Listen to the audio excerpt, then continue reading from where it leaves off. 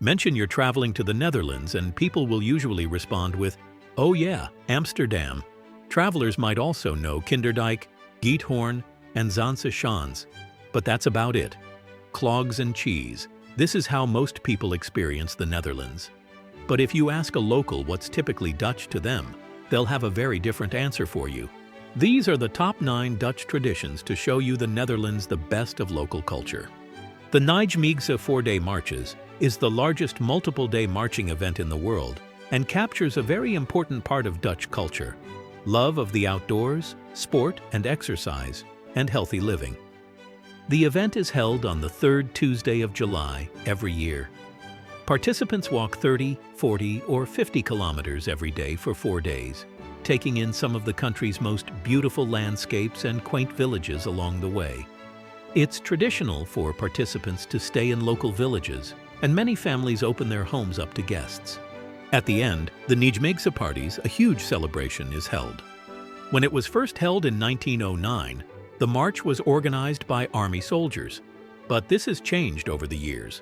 Nijmegen has become world famous, attracting not only Dutch people but participants from all over the world. Festivities around the march have been organized since 1970, starting the Saturday before and ending on Friday, the final day of the walk.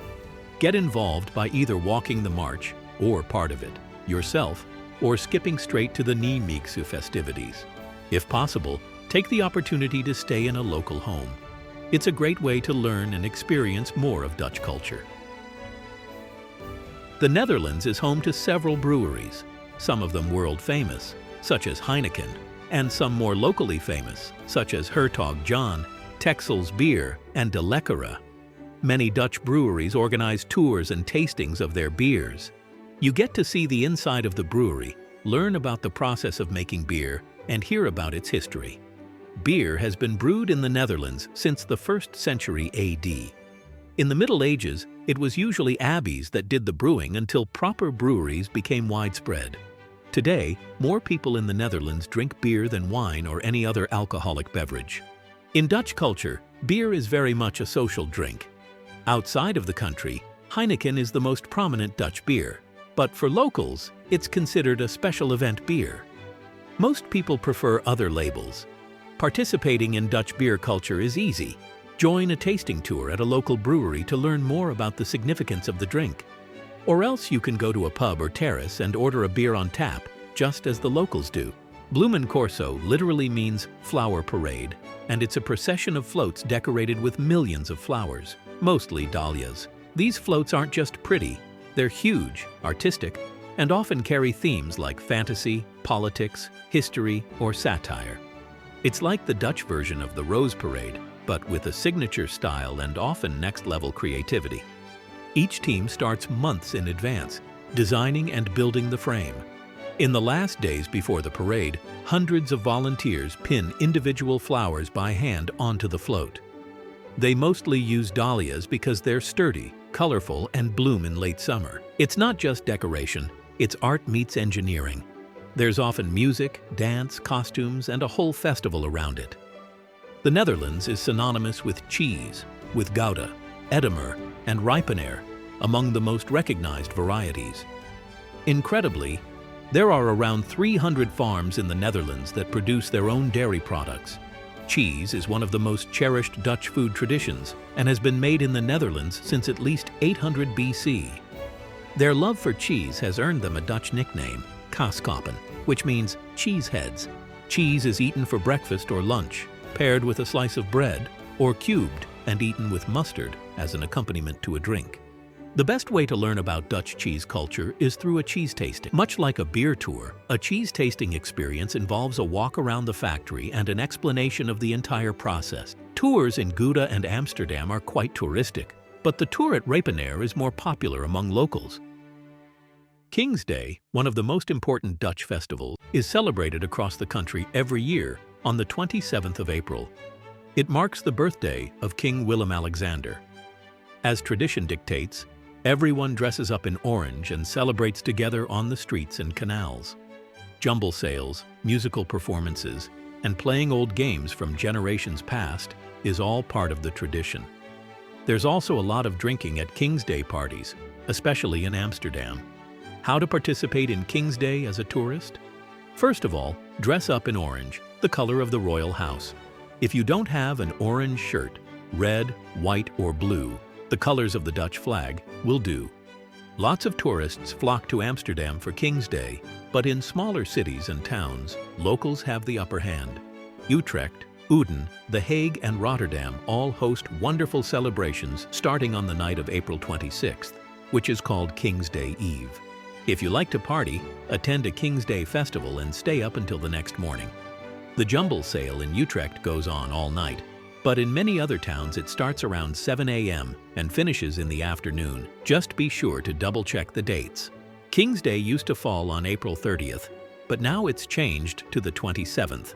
If the 27th happens to be a Sunday, King's Day is held on Saturday the 26th instead. There's a lot of water in the Netherlands, and as soon as it freezes, everyone wants to ice skate. If the cold sustains, tension rises. Will there be an 11-city tour? The 11-city tour is an ice skating tour through 11 cities in the Friesland province. Known locally as the Tour of All Tours, it was first held in 1909 and again most recently in 1997. Even if the 11-city tour doesn't take place, there are still plenty of opportunities to try ice skating in the Netherlands. There has to be cake and zoppie, traditional food and drinks sold on or next to the ice. In years gone by, when winters were colder, people would ice skate in their free time. Cake and zoppie stalls have been a Dutch tradition since the 17th century, but their offerings have changed over time. Nowadays, cake mostly entails butter dough cookies stuffed with almond spice, while zoppie, which used to be alcohol, has been replaced with hot chocolate, glühwein, or even a warm cup of split pea soup. Donning a pair of skates and heading out on the natural ice, just make sure it's thick enough, or on a rink to skate some rounds, is one of the best wintertime activities in the Netherlands. Whichever you choose, make sure you end it with some cake and zoppie. Carbide shooting is a Dutch New Year's Eve tradition where people shoot milk cans using carbide, calcium carbide, and water to create massive explosions. It's especially popular in rural areas of the Netherlands, particularly in Drenthe, Overijssel, Friesland, and Gelderland. A metal milk can or similar container is partially filled with carbide and water. The chemical reaction produces acetylene gas inside the can. The lid, often a football or just a loose-fitting cover, is jammed on top. A flame or spark ignites the gas.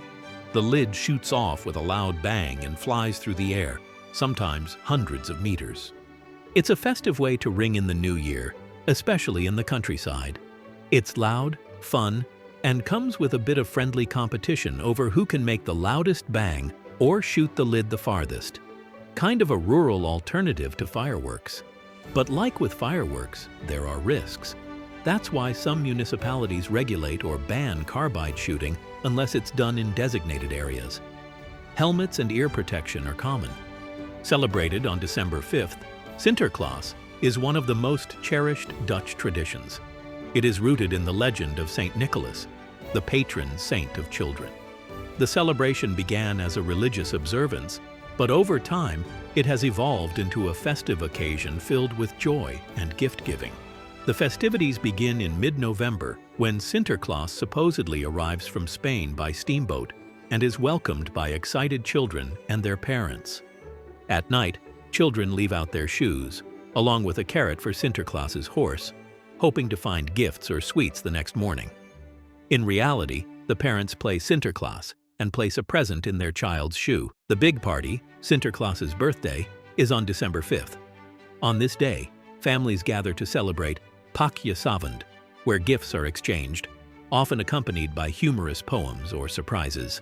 Baking Ola Bolan is another cozy and delicious Dutch New Year's tradition. It's basically the Netherlands' answer to donuts, but with a seasonal twist and a whole lot of powdered sugar. Ola Bolan, literally oil balls, are deep-fried dough balls, often filled with raisins, currants, or apple pieces. They're traditionally made and eaten on New Year's Eve. Bakken just means baking, or frying in this case, so Ola Bolan bakken refers to the process of making them at home. It's believed to be a symbol of prosperity and abundance. Old superstition says eating something fatty would ward off evil spirits in the new year. And let's be honest, they're warm, comforting, and delicious, perfect for a cold December night. There are Ola Bolan stands that pop up all over the Netherlands in December. People even rank them. There's a whole Best Ola Bolan in the Country contest every year. These were the top Dutch traditions. Have you ever experienced any of these Dutch traditions? Let me know in the comments below. If not, what tradition would you like to experience?